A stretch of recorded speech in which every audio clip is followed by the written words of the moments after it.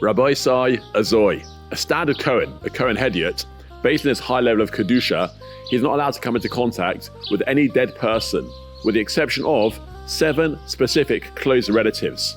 The Sefer HaChinuch explains this heter. The Torah understands his emotional needs and allows him to pour his heart out through close proximity when one of these relatives, for example a parent or a sibling, has died. And yet, the Torah says that a Kohen Gadol, in contrast, is not allowed to be metame for any person, not even one of these 7 relatives. Why is he different? Is he really any less close to his relatives than the standard Kohen?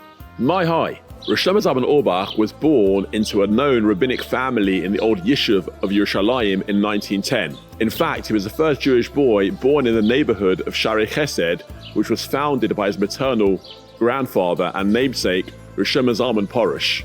As a young boy, he was lucky if he even had a piece of bread for dinner, but instead, he devoured Torah. He became a close Talmud of Yerushalayim greats, such as Rav Zalman Meltzer and Rav Tzvi Pesach Frank. His scholarship was exceptional. Aside from serving as the Rosh Yeshiva of Kol Torah for nearly 50 years, his halachic contribution was extensive and groundbreaking. In his mid-20s, he wrote a sefer called Mo'irei Eish about use of electricity on Shabbos, which was the first such sefer ever published. It received acclaim from no less than Rav Chaim Grudzinski, the Gadlus in Europe. He also published works on Shemitah, a commentary on the Shev Shmaitzer, and Chidushim on Shas. And his Talmidim have brought out celebrated popular works containing his tshuvas and his psakim. The only thing that will cause him to be upset is when people rightly called him the Poisek Ador or Gaoin. Have a look here at how he reacts. But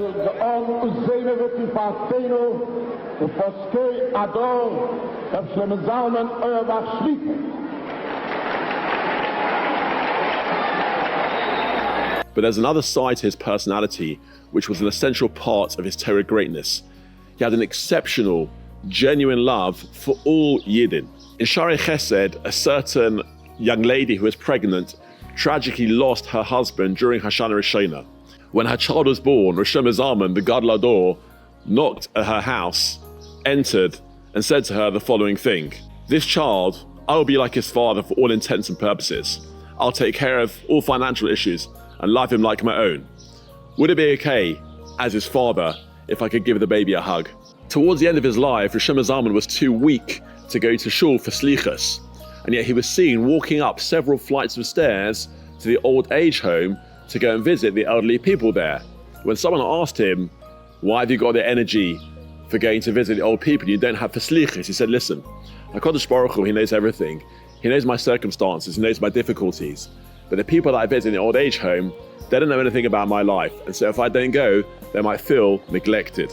On one occasion, he boarded a bus in Yerushalayim to go and visit one of his esteemed children in Bnei Brak.